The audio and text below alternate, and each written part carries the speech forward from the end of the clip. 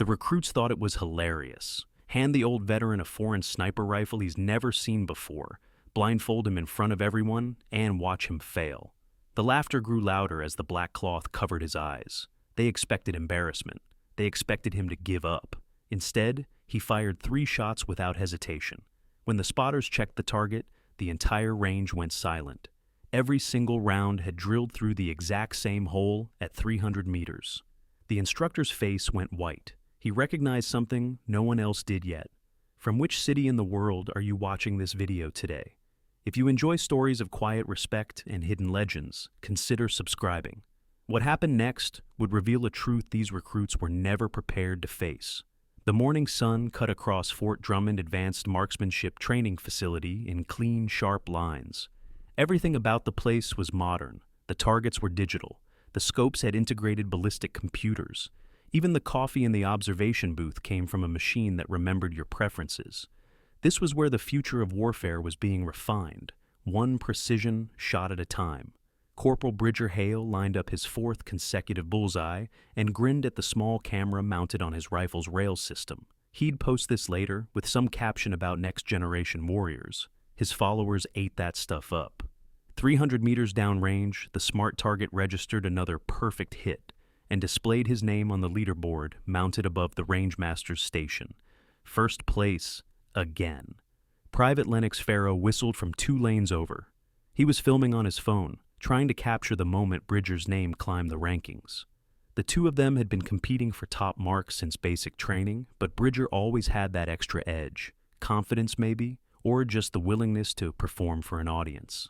Private Yael Drum was 3 stations down, methodically working through her qualification course. She didn't film herself, didn't post about it, just shot, adjusted, shot again. Her groupings were tight, professional, unremarkable in the best possible way. The kind of shooter who would save your life and never mention it afterward. Staff Sergeant Rowan Quillis walked the line behind them, clipboard in hand, barely looking at their targets anymore. He'd seen 1,000 recruits come through this range. Most of them were good, some were great. A few thought they were legends. After 15 years of instructing, he could tell the difference within the first magazine. Bridger was good, thought he was great, would probably end up somewhere in between. The morning qualification drills wrapped up just before 1000 hours. Bridger posted his video while the other recruits cleared their weapons and secured their gear. Quillis checked his watch and sighed. Heritage Day. Every few months, the base brought in veterans for remembrance ceremonies. It was good for morale, supposedly, good for perspective. Mostly it meant his schedule got disrupted, and he had to play tour guide for old men who wanted to talk about how things used to be done.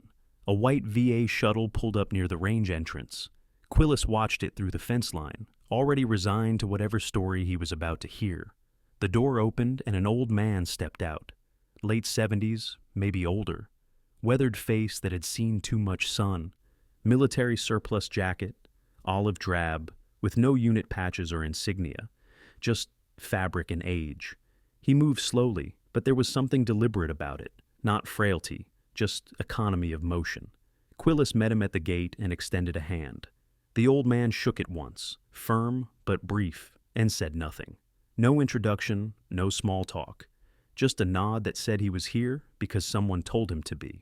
The recruits barely glanced up when Quillis walked the veteran onto the range. They were too busy comparing their morning scores and arguing about who had the tightest grouping. Bridger was in the middle of explaining to Lennox why cheek weld mattered more than breathing technique when Quillis cleared his throat. The old man stood beside him, hands at his sides, expression neutral. He looked like every other veteran Quillis had escorted through these demonstrations. Quiet, displaced, politely tolerating the noise of a world that had moved on without him. Bridger glanced over, gave a half nod of acknowledgement, and went back to his conversation. Lennox whispered something that made Yael smirk. Quillis caught the word Korea. Maybe Vietnam if they were generous. The old man heard it too. His expression didn't change.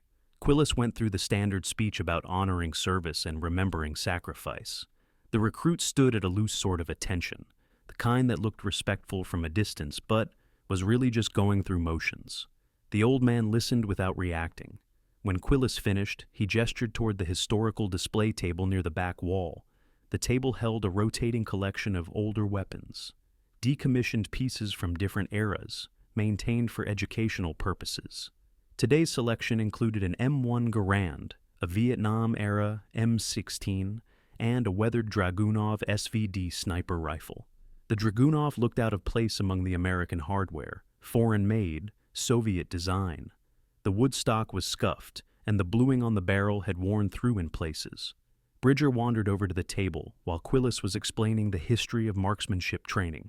He picked up the Dragunov, felt its weight, turned it over in his hands. It was heavier than the modern rifles, simpler, no digital anything, just iron sights and old-world engineering. He looked at the old man, then at the rifle, then back again. An idea formed, the kind of idea that seems hilarious when you're 24 and everything feels like content. Bridger walked over, the Dragunov cradled casually in his arms, and stopped, in front of the veteran. The old man looked at him without expression, just waited. "Hey, Pops," Bridger said, loud enough for the others to hear. "Want to give it a shot? This one's from your era." Lennox snorted. Yael looked uncomfortable, but didn't say anything. Quillis opened his mouth to redirect the conversation, but Bridger was already extending the rifle. "Come on, it'll be fun. Let the man feel young again." The old man looked at the Dragunov. His eyes tracked along the barrel, the stock, the receiver. His right hand came up and his fingers touched the wood, just for a moment. Not a grab, just contact. The way you might touch something you recognized from a long time ago. Then his hand settled into position. Thumb along the stock, fingers curled around the grip, weight distributed. The rifle wasn't being held anymore. It was being controlled. Quillis saw it, the shift, the unconscious competence. He'd seen thousands of recruits hold weapons, and this wasn't that. This was something else, muscle memory that didn't ask permission. For just a second, Quillis felt something cold move through his chest. But the moment passed. The old man was just standing there, holding an old rifle, looking at Bridger with patient, unremarkable eyes. Bridger grinned wider. The idea was getting better. "Let's make it interesting," he said. He pulled a black cloth from his pocket, a blindfold he'd used during a night training exercise. Lennox was already pulling out his phone. Yael stepped forward. "Dude, that's not necessary." Bridger waved her off. "What? He doesn't have to do it? I just thought it'd be cool to see how the old school handled pressure. You know, for perspective." The old man looked at the blindfold, then at Bridger. Then he nodded once. Simple, final. Quillis moved closer, his instructor instincts kicking in despite the wrongness of the situation. "Sir, you don't have to do this. Really." The old man raised one hand. Not a dismissal. Just a gesture that said, "I know what I'm doing." He took the blindfold and tied it himself. Didn't fumble with it. Didn't need help. Just covered his eyes and stood there, waiting. The range went quiet. Even Bridger seemed suddenly aware that he'd created something he might not be able to control. Lennox held his phone steady, recording. Yael crossed her arms, watching. Quillis set up a standard target at 300 meters. He wanted to stop this. Wanted to step in and redirect. But the old man was already moving into position. His stance shifted. Feet shoulder-width apart. Weight slightly forward. The rifle came up in one smooth motion, no hesitation, no searching for the right position. The recruits exchanged glances. This was going to be a disaster. An old man, blindfolded, with a foreign rifle he'd probably never touched before. At best, he'd miss completely. At worst, he'd hurt himself. Either way, they'd have it on video. Bridger whispered to Lennox. "This is going to be worth every second." The old man tilted his head slightly, listening. The wind had picked up, blowing east to west across the range. He adjusted his stance by inches. His breathing slowed. Quillis could see his chest rising and falling in a rhythm that wasn't natural. It was trained, controlled. The range was silent except for the wind and the distant sound of traffic beyond the perimeter fence. The old man's finger moved to the trigger. No rush, no theatrics, just the smooth, patient motion of someone who had done this so many times it had become automatic. The shot cracked across the range like a thunderclap. The recruits flinched. The old man didn't move. He stood exactly as he had before, the rifle still pressed to his shoulder, his breathing unchanged. Quillis grabbed his binoculars and looked downrange. His hands were shaking slightly as he focused on the target. Dead center. Perfect bullseye. He lowered the binoculars and stared at the old man. The blindfold was still on. The rifle was still shouldered. Nothing had changed except everything. Yael muttered something under her breath. Lucky shot. Had to be. The old man chambered another round. The same process. Head tilt. Breathing. Micro adjustments to his stance that responded to wind and distance and factors no one else could measure. The second shot rang out. Quillis didn't need the binoculars this time. He knew what he'd see, but he looked anyway.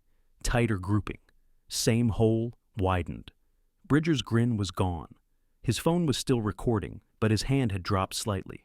He was staring at the old man like he'd just watched physics break. The third round chambered.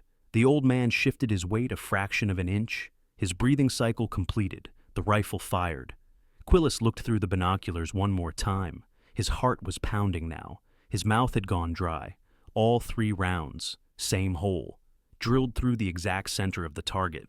The spotters in the observation booth confirmed it over the radio. 3 shots, 1 hole, 300 meters, blindfolded.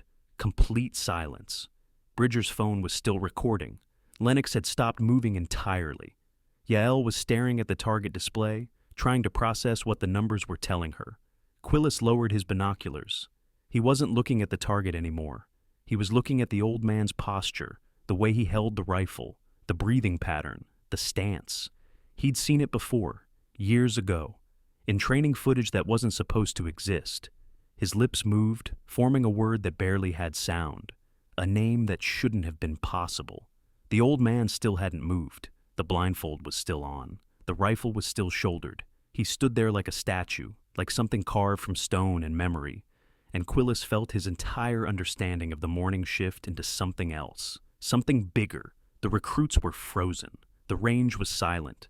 And the old man, whoever he was, whatever he had been, stood in the center of it all with a blindfold over his eyes and a foreign rifle in. His hands and 3 perfect shots downrange that no one in that facility could have made. Quillis's hand was trembling as he keyed his radio. He needed to call someone. Captain Corin, the range master. Someone who would know what to do. Because he'd just watched something that shouldn't have been possible. And the man who did it was standing 10 feet away, looking like he'd done nothing more impressive than tie his shoes. The blindfold was still on. The old man hadn't said a word, and Quillis suddenly understood that whatever was about to happen next, nothing on this range would ever be the same. If you've ever witnessed someone reveal a skill that completely changed how you saw them, share that moment in the comments. And if these stories matter to you, subscribing helps us keep telling them. The old man reached up and removed the blindfold himself. No ceremony, no flourish.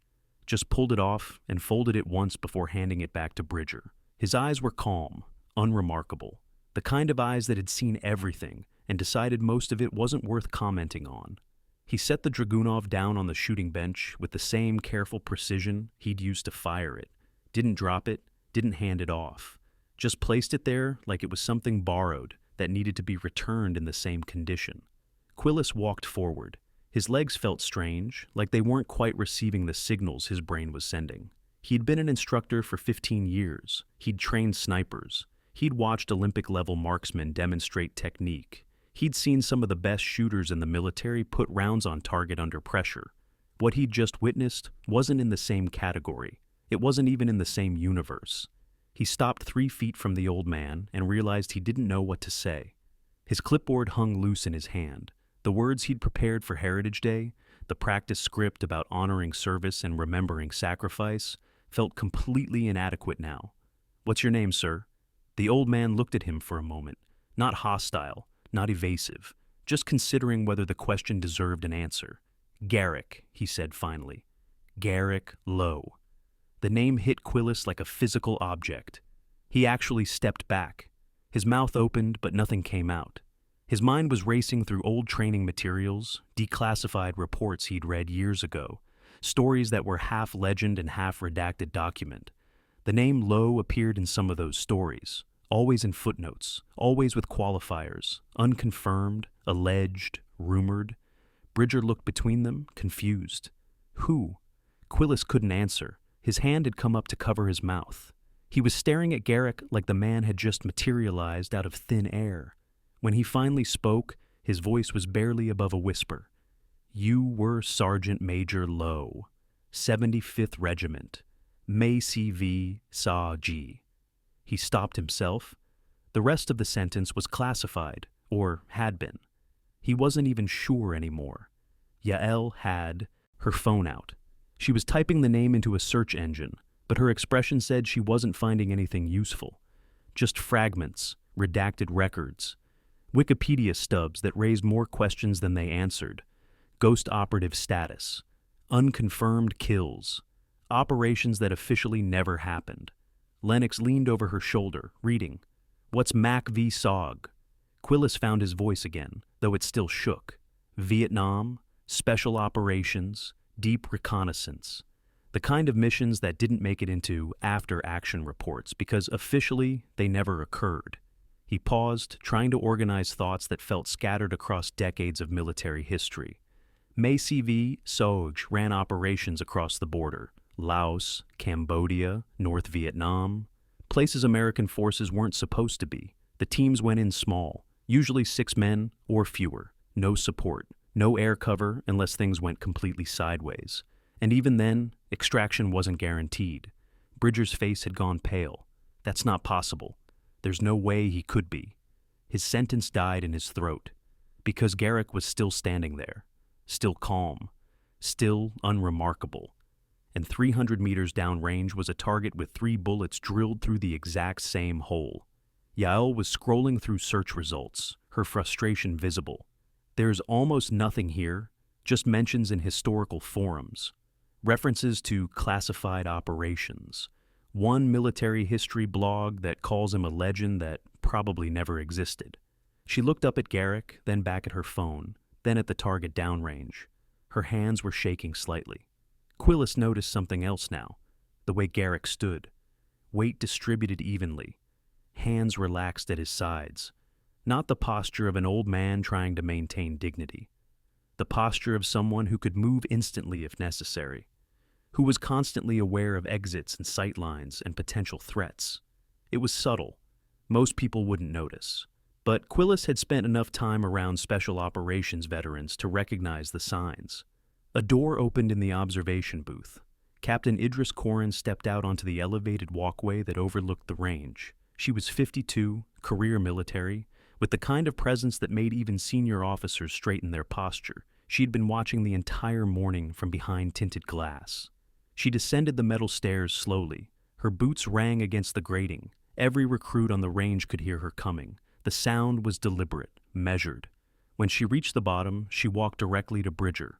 "Corporal Hale, where did you get that rifle?" Bridger's mouth worked, but no sound came out at first. He gestured vaguely toward the historical display table. "The display, ma'am. It's part of the rotating collection. For educational purposes."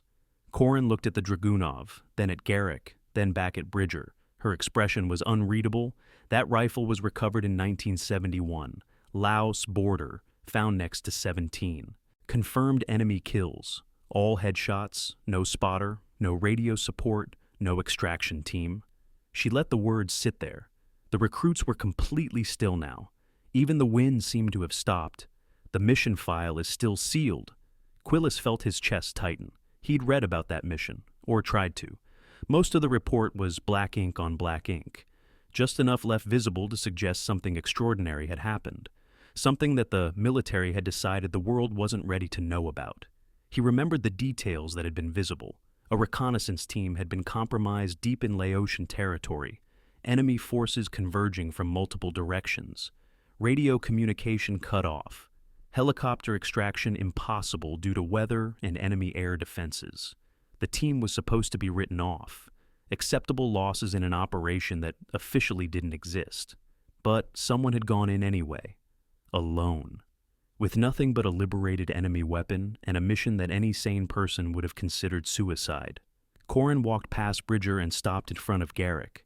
She didn't salute, didn't extend her hand, just looked at him with the kind of respect that doesn't need gestures. "Sergeant Major Lowe, we didn't know you'd accepted the invitation." Garrick's face showed the first sign of emotion. Not much, just a slight tightening around his eyes. "Didn't plan to," he said, "but I heard you were demonstrating the Dragunov." Corin nodded slowly. She understood something the recruits didn't, something that Quillis was only beginning to grasp. This wasn't coincidence. Someone had known exactly which weapon would be on display today. Someone had known that Garrick would see it, and someone had gambled that he wouldn't be able to walk away. "This was yours," she said, gesturing to the rifle. "For 3 weeks, liberated it off a Soviet advisor. Didn't have time to get familiar, so I improvised." The words were matter of fact, like he was describing a training exercise. But Quillis heard what wasn't being said. Soviet advisor meant enemy officer.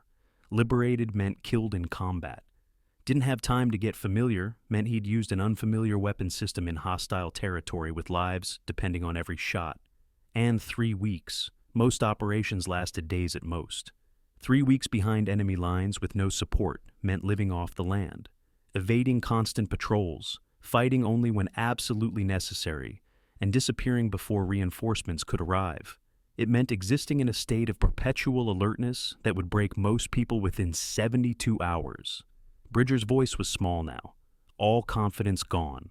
Improvised? How? Blindfolded? Garrick looked at him, really looked at him. Not with anger, not with judgment, just acknowledgement that the question had been asked. "No," Garrick said. "I was shot in the head. Ricochet.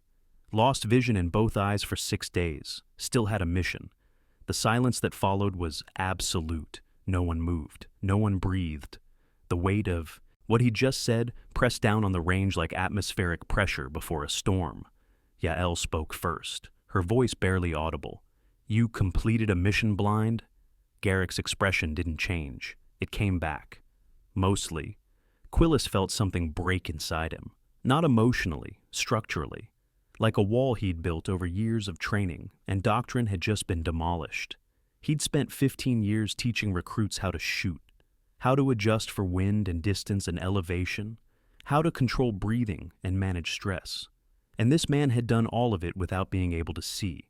He thought about his own training, the hours spent on the proper sight picture, the emphasis on visual acquisition of targets, the entire framework of marksmanship that depended on being able to see what you were shooting at. All of it suddenly felt inadequate, incomplete, because Garrick had found another way, had adapted to circumstances that should have been impossible, had completed a mission that any rational assessment would have deemed unachievable. The room shifted again. Quillis snapped to attention. Then Corin. Then, one by one, the recruits. Bridger stood there with his phone still in his hand, the recording still running, but he wasn't looking at the screen anymore. He was looking at Garrick like he was trying to understand something that existed outside normal human parameters. Garrick waved it off, a small gesture, dismissive. The kind of motion someone makes when they don't want attention, when recognition feels like an intrusion. "It came back," he repeated. "Mostly." The mostly hung in the air. Quillis wondered what it meant. Partial vision, permanent damage, scars that went deeper than physical. He didn't ask. Some questions didn't deserve answers. Lennox had lowered his phone too. He was staring at the target downrange, then at Garrick, then back at the target, trying to reconcile what his eyes had seen with what his brain could process. His lips moved silently, forming words that never became sound. The observation booth door opened again, and 2 more figures emerged, a major and a lieutenant colonel. They had been watching from the beginning. They descended the stairs with careful deliberation, their boots creating a rhythm against the metal that seemed almost ceremonial. Corin took a step closer to Garrick. Her voice was different now, softer, more personal. "Sir, there's something you should know. The reason we invited you today. The State Department declassified 3 missions last month. Yours were among them." Garrick's jaw tightened, the first real sign of tension, of something held under rigid control. His hands remained at his sides, but Quillis saw his fingers curl slightly. Not into fists, just tension seeking an outlet. 17 confirmed kills became 83, Corin continued. You saved an entire platoon, a platoon that was never supposed to be there in the first place. The numbers were staggering. 83 confirmed kills. In a war where most snipers were credited with 20 or 30 over an entire tour. And those were the official numbers, the ones someone had finally been willing to acknowledge. Quillis did the math in his head. If 17 became 83 after declassification, how many more were still redacted? How many missions were still sealed? How many shots had this man taken that the world would never know about? He thought about the implications. 83 confirmed kills meant 83 individual decisions. 83 moments where Garrick had looked at another human being through a scope and made the choice to end that life. Not out of anger, not out of hatred, but because the mission required it, because other lives depended on it, because that was what he'd been trained to do and what his country had asked of him. The weight of that kind of responsibility was incomprehensible, and Garrick had carried it for 50 years without acknowledgement, without recognition, without anyone knowing his name or understanding what he'd sacrificed. "They want to award you the Medal of Honor," Corin said, retroactively. The words landed like an explosion. Bridger actually took a step back. Yael's hand went to her mouth. Lennox looked like he might be sick. The Medal of Honor, the highest military decoration, given for acts of valor above and beyond the call of duty, for actions that risked life in the face of enemy combatants. Most recipients received it posthumously. The ones who survived carried it like a weight they could never put down. Quillis had met 2 Medal of Honor recipients in his career. Both had been uncomfortable with the recognition. Both had insisted that they had only done what anyone else would have done in the same situation. Both had refused to elaborate on the actions that had earned them the medal. It was as if receiving the award had created an obligation to minimize the achievement, to deflect attention back to the people who hadn't survived. Garrick was silent. His eyes had gone distant. He was seeing something none of them could see, remembering things none of them could imagine. The muscles in his jaw worked. His breathing had changed. Not fear, not anxiety, just the physiological response to memories that carried weight. "I don't want it," he said finally. The words were quiet but absolute. No hesitation, no consideration. Just flat refusal. Corin studied him carefully. "May I ask why, sir?" Garrick looked at the Dragunov on the bench. His expression was unreadable now, locked down, sealed behind decades of discipline and things he'd chosen not to say. "Because the men who didn't come back can't receive theirs." The words fell like stones into still water. Ripples spread outward. Quillis felt them hit his chest. Yael turned away. Even Corin, who had served 3 tours and seen more combat than most of the base combined, looked shaken. The lieutenant colonel spoke for the first time. His voice was rough with emotion. "Sergeant Major, those men would want you to accept it, in their memory." Garrick shook his head. "You didn't know them. I did. And they'd tell me the same thing I'm telling you. The medal doesn't bring anyone back, doesn't make the mission worth it, doesn't change what happened, but it honors what you did," the major said. "What I did was survive. That's not something that deserves a medal." The absolute conviction in his voice left no room for argument. Quillis understood then that this wasn't about humility. It wasn't about deflecting attention. This was about survivors' guilt that had calcified over decades into an immovable position. Garrick believed, with complete certainty, that accepting recognition for his survival would be a betrayal of the men who hadn't made it home. Bridger was still holding his phone. The recording had been running for almost 15 minutes now. He looked at the screen, then at Garrick, then slowly lowered the device. His hand was shaking. "I'm sorry," he said, his voice cracked. "I didn't know. I thought it was just... I'm sorry." Garrick looked at him. No anger, no resentment. Just the same patient, unremarkable expression he'd worn since arriving. "You didn't know," Garrick said. "Now you do." The words were simple, final, not a forgiveness, not an accusation. Just a statement of fact, an acknowledgement that ignorance had been replaced with understanding, and that was sufficient. Quillis wanted to say something, wanted to apologize on behalf of the entire facility, on behalf of every modern soldier who had forgotten what the old wars cost. But the words wouldn't come. His throat was tight and his eyes were burning, and all he could do was stand there at attention and hope that his posture conveyed what his voice couldn't. Corin stepped back and gestured toward the Dragunov. "The rifle's been in storage for 40 years. We pull it out twice a year for Heritage Day. Most people walk past it without a second glance." She paused, choosing her words carefully. "But you recognized it immediately."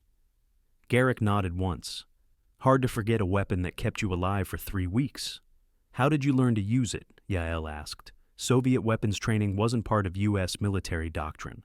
I didn't learn, Garrick said. I figured it out. Different trigger pull, different sight picture.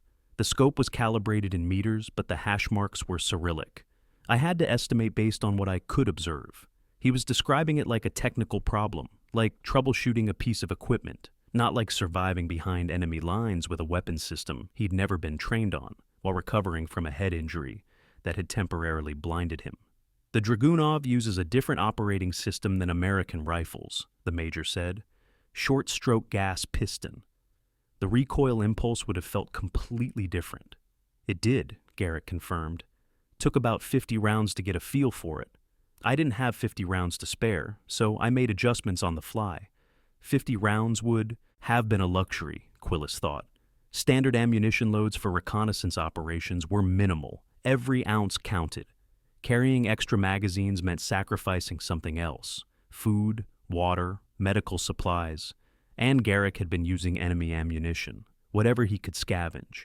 Whatever fit the rifle. No way to know if it was quality controlled or properly stored, or even safe to fire. The scope was the real problem, Garrick continued. Soviet optics used different reticles, different holdover calculations, and the turrets adjusted in different increments than what I'd trained on. So you recalibrated mentally, Corin said. Developing an entirely new Zero while under combat conditions. Didn't have much choice. First shot told me I was off by about 2 mils at 300 meters. I adjusted from there. Quillis felt his hands trembling. He clasped them behind his back so no one would see. He'd taught marksmanship for 15 years. He'd written training manuals. He'd developed curricula that were used across multiple branches of service. And he was standing 10 feet from a man who had done things that made all of his expertise feel like kindergarten. What about ammunition consistency? Lennox asked. Soviet ammunition from that era had notorious quality control issues. Garrick almost smiled. Almost. It was inconsistent. Velocity varied by more than 100 feet per second between rounds. I had to fire a few shots to establish a pattern, then adjust my aim point based on which ammunition batch I was using. You could tell the difference between ammunition batches. Yael's voice carried disbelief. After a while, different powder charges create different muzzle signatures, different recoil impulses. You learn to recognize the patterns. The casual way he described it made it sound routine, but Quillis understood what it really meant. It meant Garrick had developed an intuitive understanding of external ballistics under field conditions that most competitive shooters couldn't achieve with years of controlled practice. Had learned to read variables that most people couldn't even perceive.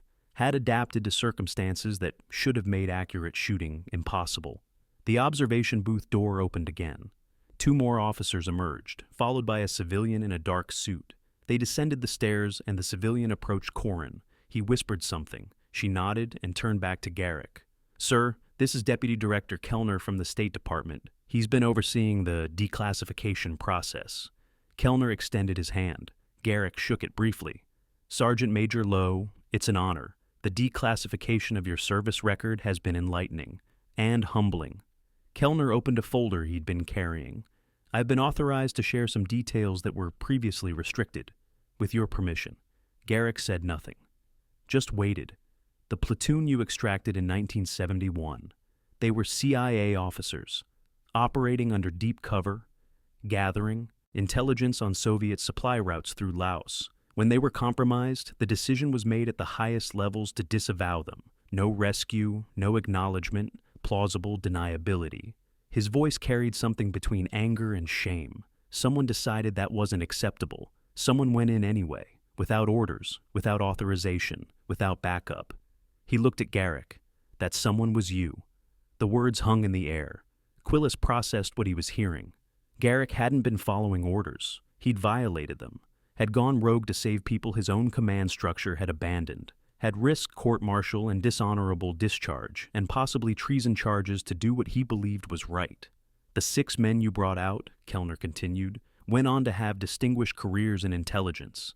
Their information helped end the war 2 years earlier than it might have otherwise. Saved thousands of lives, but none of them could acknowledge who saved them. Not until now. He closed the folder. They're here, sir, at the ceremony today. They've been waiting 50 years to say thank you. Garrick's expression finally cracked. Not much. just a slight tremor around his eyes, a tightening in his jaw. He looked down at his hands, turned them over, looked at the palms like he was seeing them for the first time. "I don't need thanks," he said quietly. "I know," Kellner replied, "but they need to give it." The distinction was important. This wasn't about Garrick. It was about the men he'd saved, about giving them closure, about allowing them to acknowledge a debt that had haunted them for half a century. Garrick nodded slowly. "All right." Corin checked her watch. "Sir, the remembrance ceremony starts in 20 minutes, if you'd like to prepare." Garrick nodded. He picked up the Dragunov one more time, ran his hand along the stock, gentle, like touching an old scar. His fingers traced the wear marks, the places where the finish had been rubbed away by use, by contact with gear and vegetation and the accumulated friction of 3 weeks in hostile territory. Then he walked over to Bridger and held it out. "Take care of it." Bridger took the rifle like it was made of glass, like it might shatter if he gripped too hard. "I will, sir, I promise." Garrick studied him for a moment. "You're a good shot," he said, "but being good isn't the same as being ready. What's the difference? Good is technique. Ready is knowing what you'll do when technique isn't enough." The answer was pure Garrick, simple, direct, containing layers of meaning that would take years to fully understand. Bridger nodded slowly. He understood, at least partially, that he'd just been given something valuable, not criticism, not praise, just truth. Garrick turned and walked toward the range exit. The officers stepped aside. The recruits stood frozen.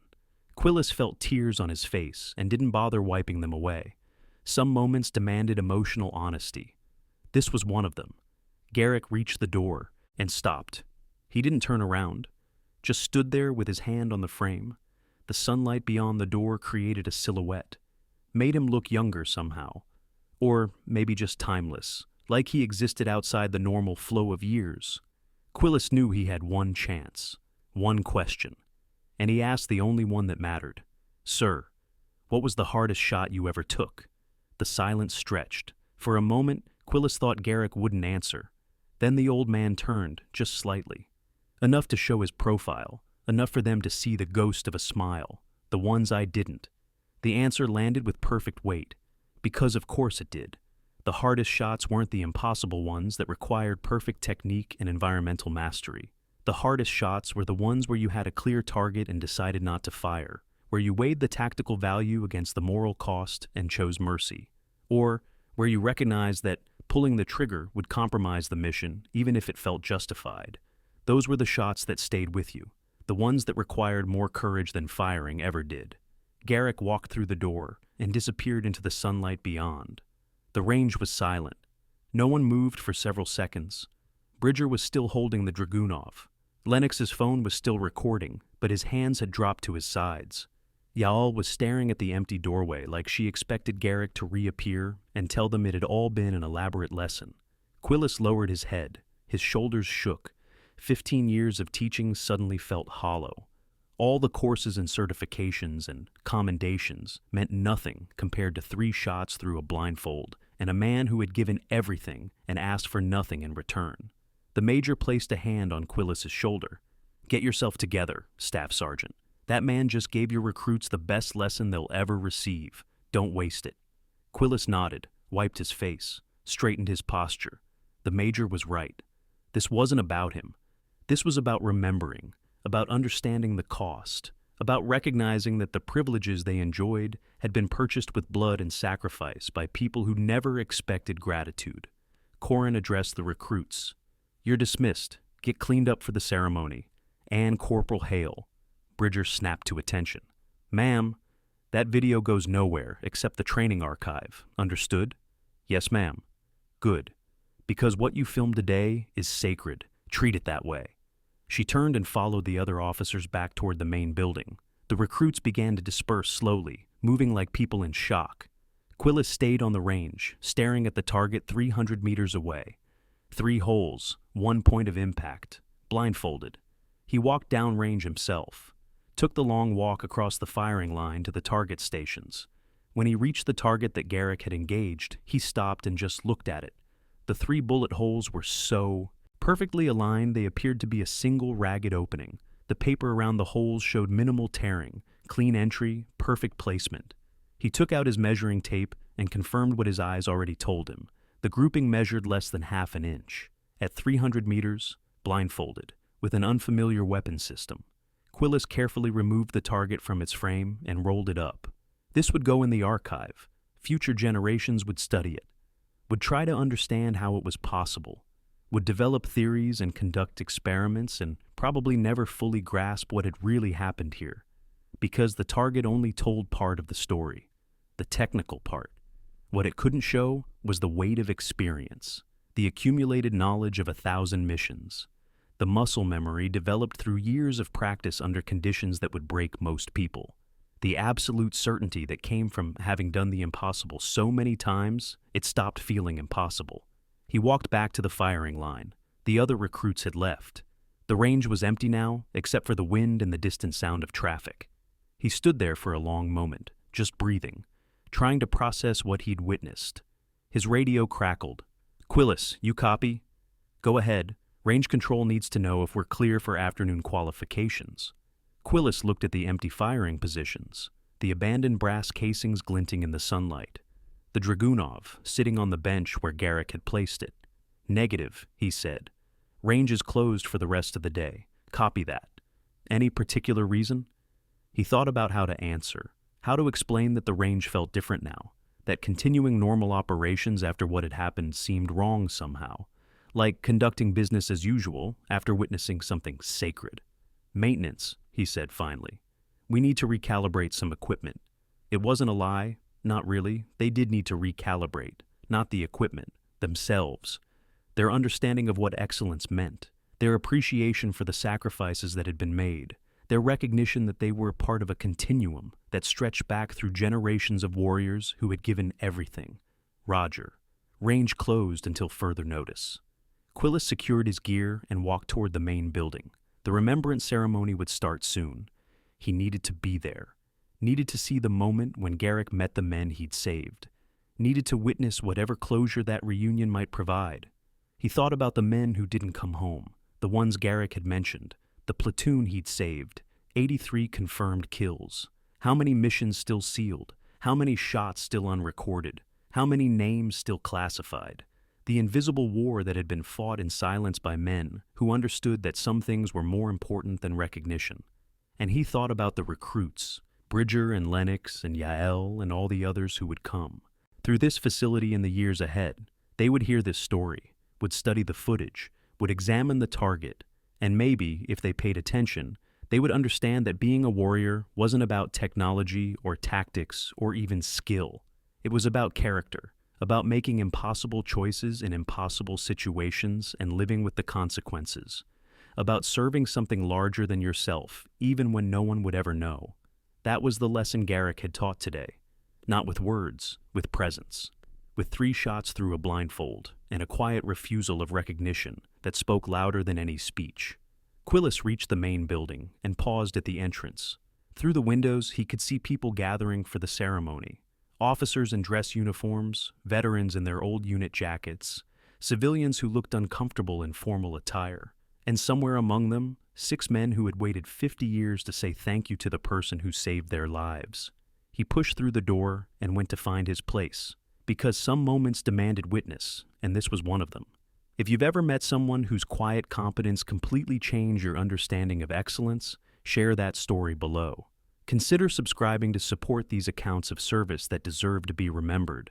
The ceremony hall was older than most of the buildings on Fort Drummond. Built in the 1960s, it had survived multiple rounds of base modernization by virtue of being just functional enough to avoid demolition. The walls were painted a neutral beige that had probably been white once. Fluorescent lights hummed overhead. Rows of folding chairs faced a small stage with a podium and an American flag on a stand. Quillis arrived early and took a position near the back. He wanted to observe, needed to see how this would unfold. The hall was filling slowly.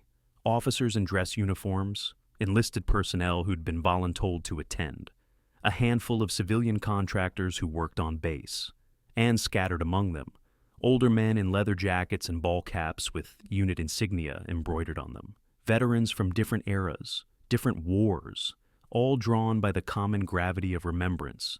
Bridger, Lennox, and Yael entered together. They'd changed into clean uniforms. Bridger was no longer carrying his phone. He looked smaller somehow, diminished.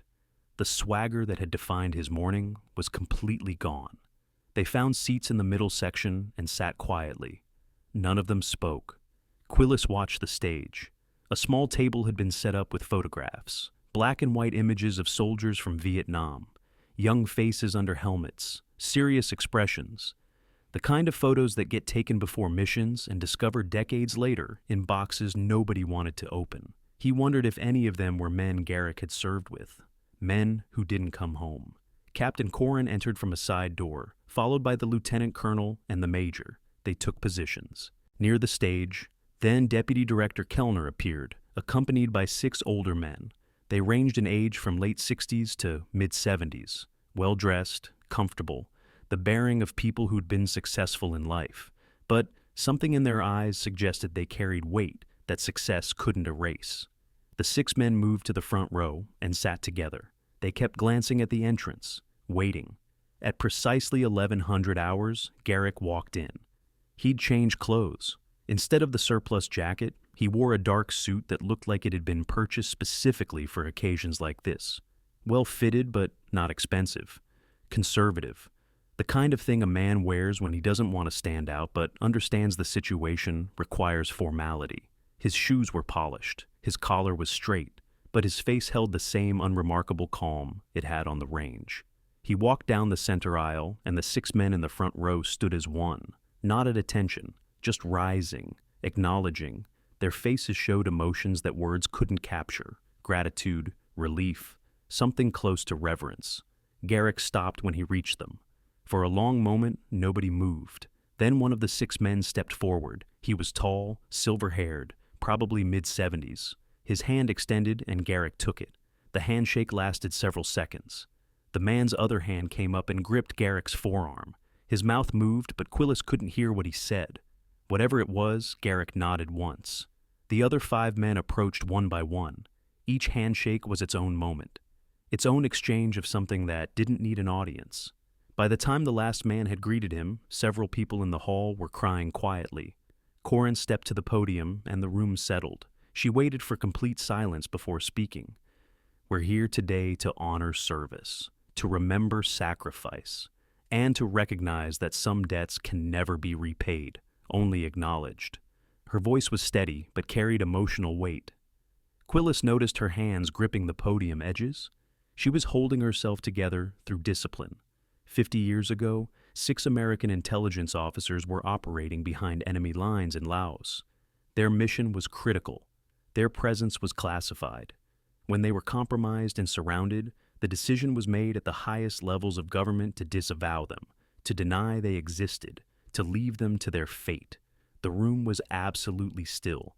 Even the fluorescent lights seemed to have stopped humming. Someone disagreed with that decision. Someone who understood that leaving Americans behind was unacceptable regardless of political convenience or plausible deniability. That person went into hostile territory alone, without orders, without support, and against explicit commands to stand down. She paused, letting the weight of what she was describing settle over the audience. He used a captured enemy weapon because his own rifle had been damaged. He navigated 30 miles of enemy-controlled jungle in 4 days. He engaged and eliminated 17 hostile combatants who stood between him and the men he'd come to save, and he brought all 6 officers out alive. Corin looked directly at Garrick. For that action, Sergeant Major Garrick Lowe was court-martialed, stripped of rank, and given a general discharge under other than honorable conditions. The shock rippled through the room. Quillis felt it hit his chest like a physical blow. Court-martialed, stripped of rank, dishonorable discharge, for saving lives, for doing what was right when the chain of command had chosen political expedience over moral obligation. The 6 men in the front row had their heads bowed, their shoulders shook, 50 years of guilt crystallizing into this moment. That discharge was overturned last month, Corin continued. Sergeant Major Lowe's rank has been restored, his record has been corrected, and the actions that led to his court-martial have been reclassified as among the most extraordinary acts of valor in modern military history. She stepped away from the podium. Deputy Director Kellner approached and took her place. Sergeant Major Lowe, on behalf of the United States government, I offer our profound apology.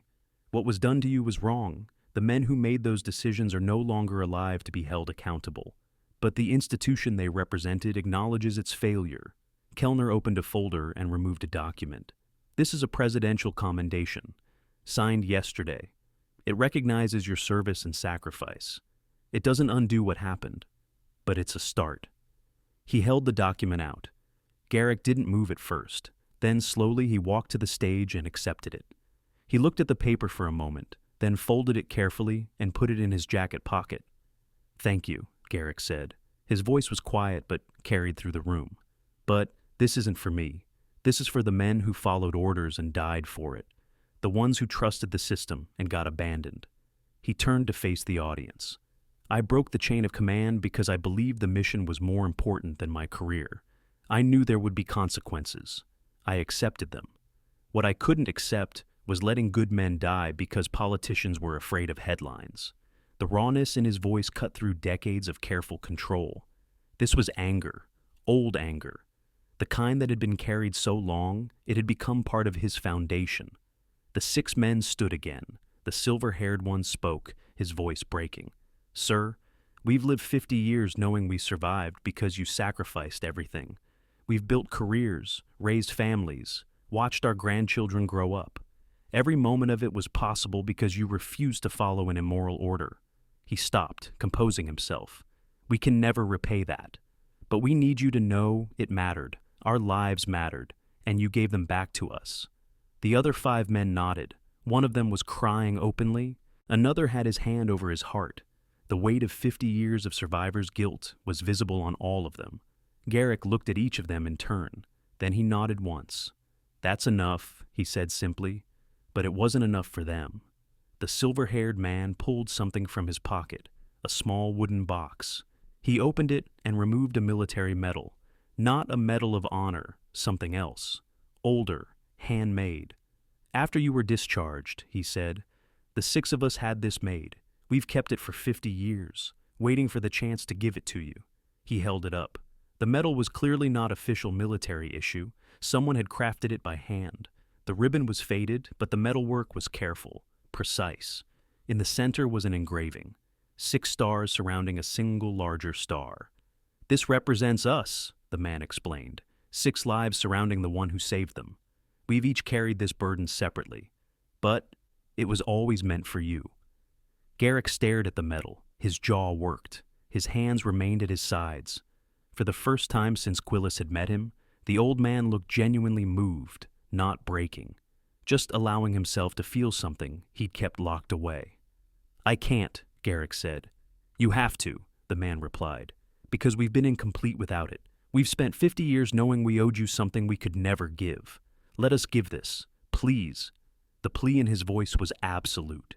This wasn't about honoring Garrick. This was about these 6 men finding peace, about closing a chapter that had remained open for half their lives. Garrick reached out slowly and took the medal. He held it in his palm, looking at it like it was something fragile, something that might dissolve if he gripped too tight. Then he looked up at the 6 men and nodded once. The silver-haired man stepped forward and the 2 embraced. Not a formal military gesture, just 2 old men holding each other up. The other 5 moved in, and suddenly it was all of them. 7 men who had shared something that existed outside normal human experience, who had been bound together by choices made in circumstances most people couldn't imagine. The room erupted in applause, not polite ceremony applause, real emotion. People standing, officers, enlisted, veterans, civilians, everyone recognizing they were witnessing something rare, something true. Quillis found himself on his feet, clapping until his hands hurt, tears streaming down his face without shame. Around him, other people were crying too. Bridger was openly sobbing. Yael had her hand over her mouth. Lennox was staring at the stage like he was trying to memorize every detail. The applause continued for nearly 2 minutes. Garrick and the 6 men remained in their embrace, holding on to something they'd been denied for 5 decades. When they finally separated, all 7 of them were crying. Corin returned to the podium. She waited for the room to quiet. When she spoke, her voice was thick with emotion. "There's one more thing. The State Department's declassification review revealed something else. The intelligence gathered by these 6 officers shortened the war by an estimated 2 years. The supply routes they identified were subsequently interdicted. Enemy logistics collapsed in 3 provinces. Thousands of American and Allied lives were saved as a direct result of their work. She paused, looking at Garrick. Work that would have been lost if you hadn't brought them home. The mathematics of it were staggering. 6 men saved, intelligence preserved, war shortened, thousands of lives that continued because one person refused to accept an immoral order.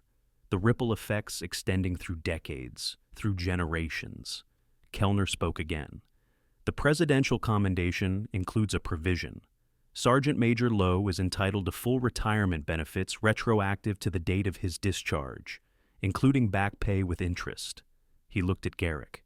The amount is substantial. The government has been holding your retirement pay in escrow for 50 years. Garrick shook his head. I don't want it. The room went silent again. Kellner looked confused. Sir, it's rightfully yours. It's been accruing for 5 decades. Then donate it. Set up a fund for families of soldiers killed in classified operations. The ones who can't even be told how their loved ones died. They deserve something more than a flag and a letter full of redacted lines. The simplicity of it was perfect. Garrick wasn't rejecting the money out of pride. He was redirecting it toward people who needed it more, who were still carrying burdens similar to what he'd carried, who deserved acknowledgement even if their loved one's service had to remain classified. Kellner nodded slowly. That can be arranged. We'll establish the fund in your name. Not my name, Garrick said. In the names of the men who didn't come back. The ones from my unit who died on missions that still haven't been declassified. He pulled a small notebook from his pocket. Old, worn, the pages yellowed. He opened it and removed a piece of paper. A list of names written in careful handwriting. Some of the ink had faded, but the writing was still legible. These men, Garrick said, handing the paper to Kellner. They deserve to be remembered. Kellner took the list with reverence. It will be done. The ceremony concluded shortly after. People began to disperse slowly. Many approached Garrick to shake his hand or offer quiet words. He accepted each gesture with patient grace, never rushing, never dismissing, just acknowledging. Quillis waited until the crowd had thinned before approaching. He didn't know what to say. All the words he'd rehearsed felt inadequate. Sir, he began, then stopped. Started again. What you did today. On the range, that was. He couldn't finish. Garrick waited. I've been teaching marksmanship for 15 years, Quillis said finally. I thought I understood what excellence meant. I was wrong. Garrick studied him. You're a good instructor. I watched. You with your students. You care about doing it right. But I've been teaching technique. You demonstrated something beyond technique. Because technique fails, Garrick said. Always. At some point, conditions exceed your training. Wind you can't read. Distance you can't calculate. Stress that breaks your fundamentals. When that happens, technique won't save you. Only adaptation will. How do you teach adaptation? You don't. You expose people to situations where adaptation is required and let them figure it out. Or not. The answer was frustrating in its simplicity, because it meant there was no shortcut, no curriculum that could compress decades of experience into a training course. The only path to genuine mastery was through repeated exposure to impossible situations and the willingness to learn from each one. Bridger approached hesitantly. He'd been waiting on the periphery, gathering courage. When he finally spoke, his voice was barely above a whisper. Sir, I need to apologize. What I did this morning was disrespectful. I was showing off. I didn't think about.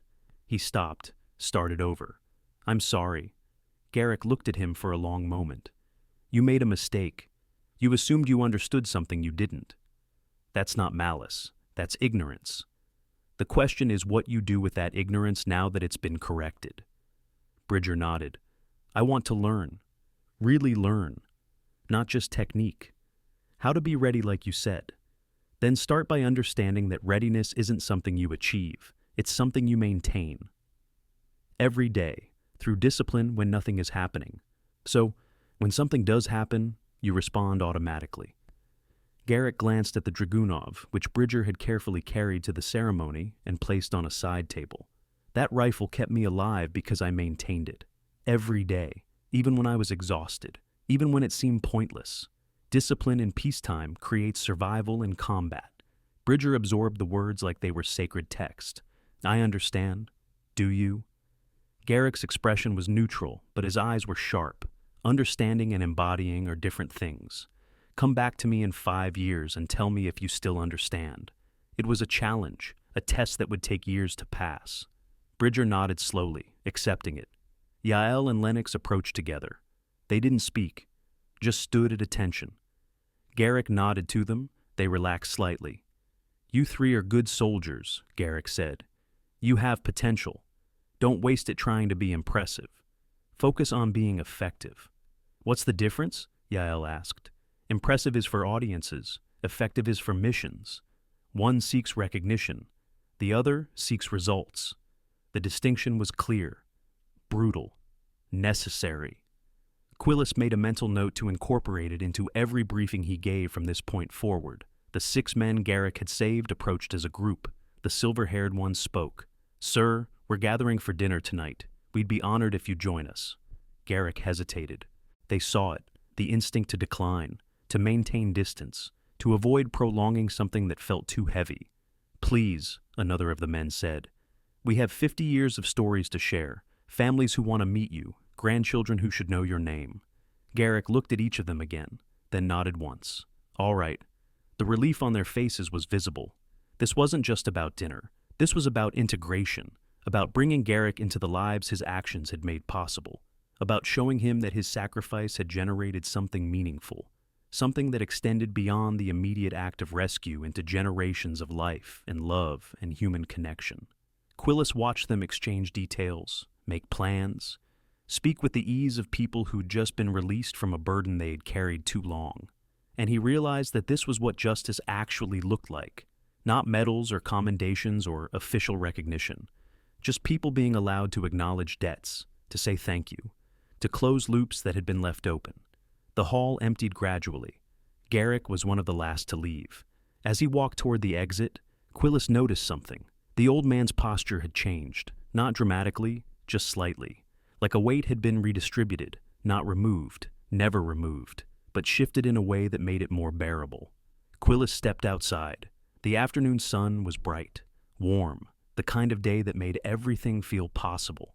He walked back toward the range, needing to process what he'd witnessed, needing space to think. When he reached the range, he found it empty. The Dragunov was still on the bench where Garrick had placed it hours ago.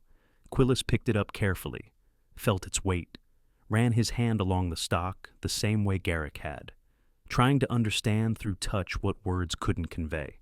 He thought about the target, 3 shots, 1 hole, blindfolded, the physical evidence of something that shouldn't have been possible. But the target was just paper.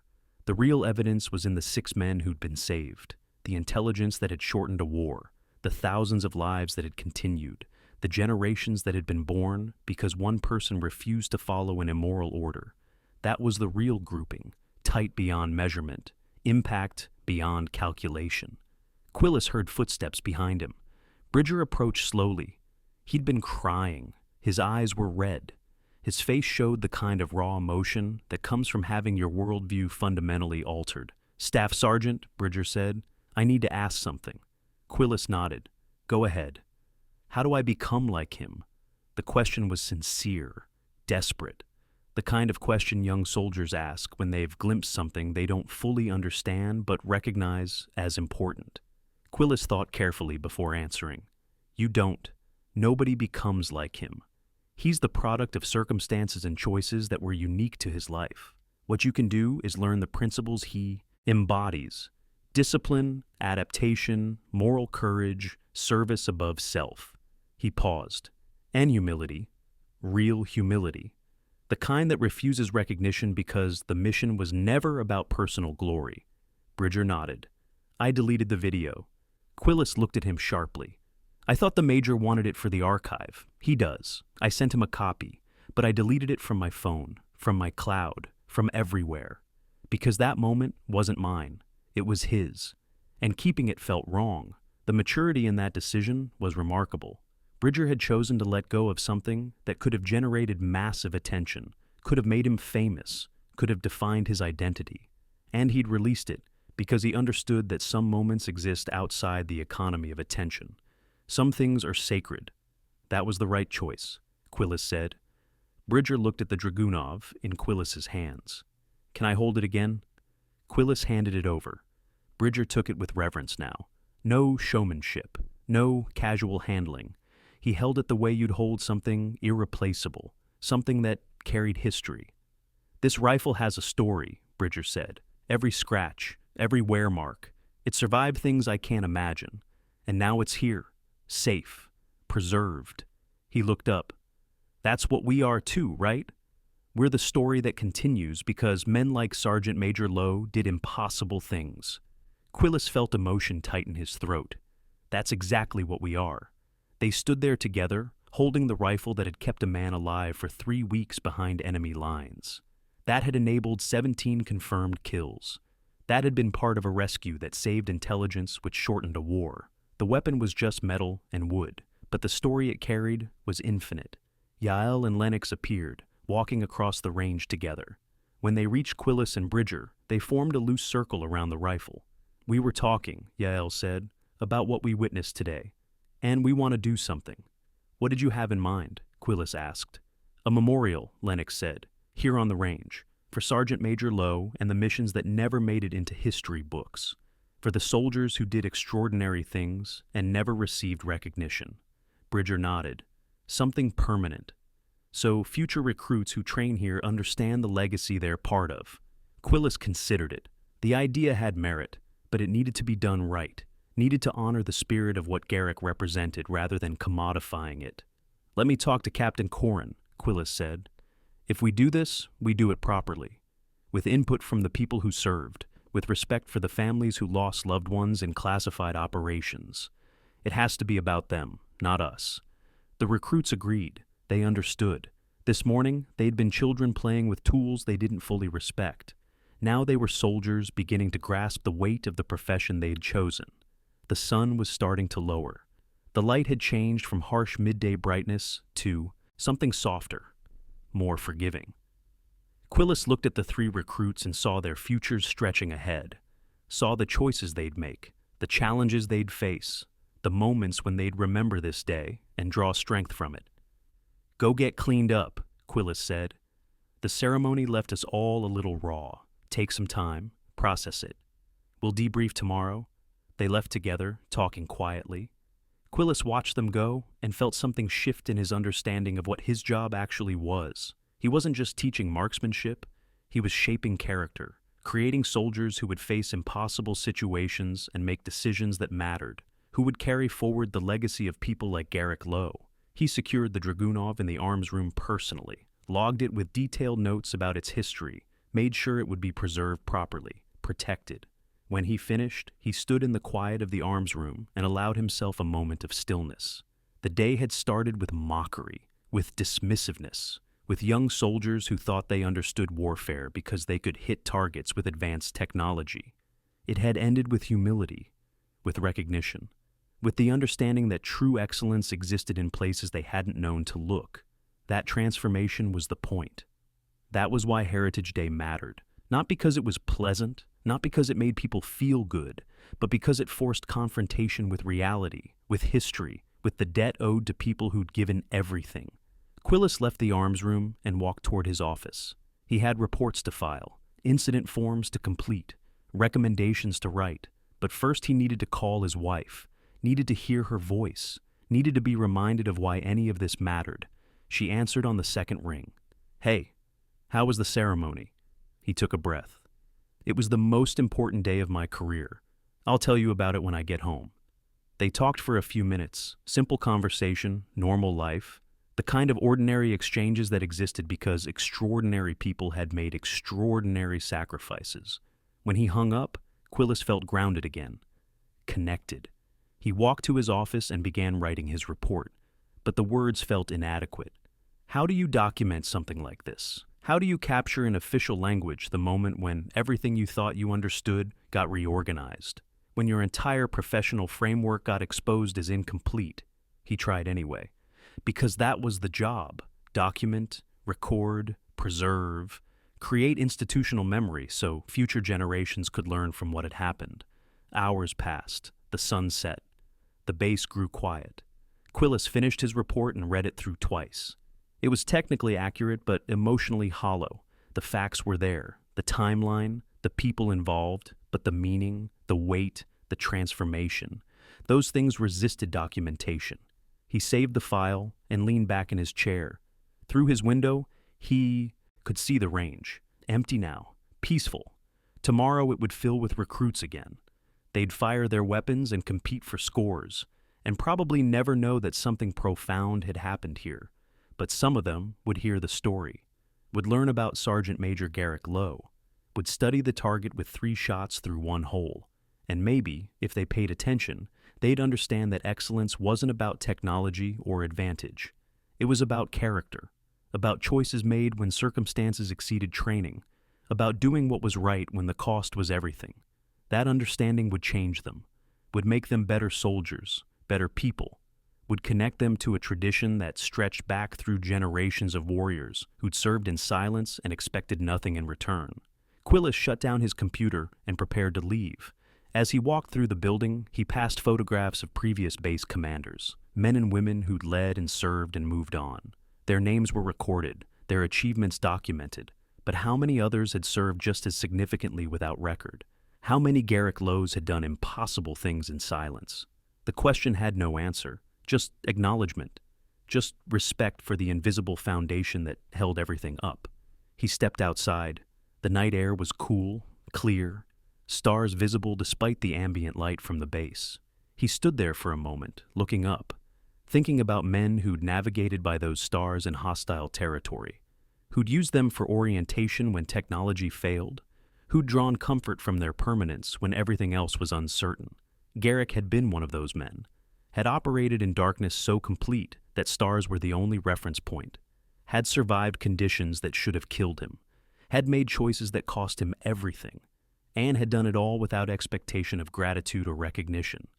That was the standard. That was what service actually meant. Not glory, not recognition, just mission. Just doing what needed to be done because someone had to do it, and you were capable. Quillis walked to his car, drove home through quiet streets, parked in his driveway, and sat for a moment before going inside. His wife would ask about the day. He'd tell her, try to convey what he'd witnessed, probably fail to capture it accurately. But he'd try anyway, because some stories needed telling, even when words weren't sufficient. He thought about Bridger and Yael and Lennox, about the memorial they wanted to build, about future recruits who'd train on that range and see Garrick's name, who'd learn the story, who'd understand that the freedoms they enjoyed and the advantages they possessed had been purchased by people who'd given everything. That understanding mattered. It created connection across generations, built continuity, ensured that sacrifice wasn't forgotten or dismissed, made certain that excellence wasn't defined by convenience or comfort, but by character and commitment. Quillis finally got out of the car and walked to his front door. Inside, his wife was waiting. His home was warm. His life was safe. And all of it existed because people like Garrick Lowe had refused to let political expedience override moral obligation, had chosen to serve even when service cost them their careers, their recognition, their place in recorded history.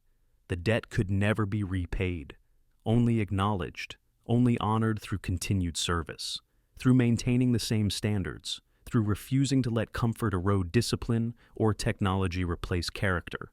That was the lesson. That was what today had taught. And Quillis would carry it forward, would share it with every recruit who came through his range, would make sure that the story of 3 shots through a blindfold and a man who served in silence became part of the institutional memory, part of the standard against which all future performance was measured. Because some moments change everything. Some people embody principles that transcend their individual actions, and some debts create obligations that extend across generations. Today had been one of those moments. Garrick Lowe was one of those people, and the obligation to honor what he represented would continue as long as there were soldiers who understood that service meant more than personal achievement.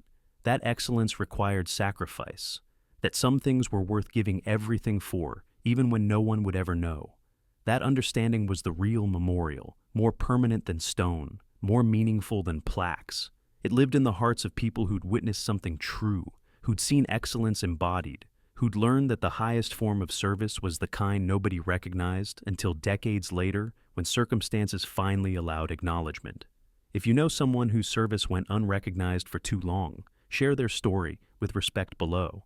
And if these accounts of sacrifice and character matter to you, subscribing ensures we can continue preserving them for future generations who need to understand what true service means.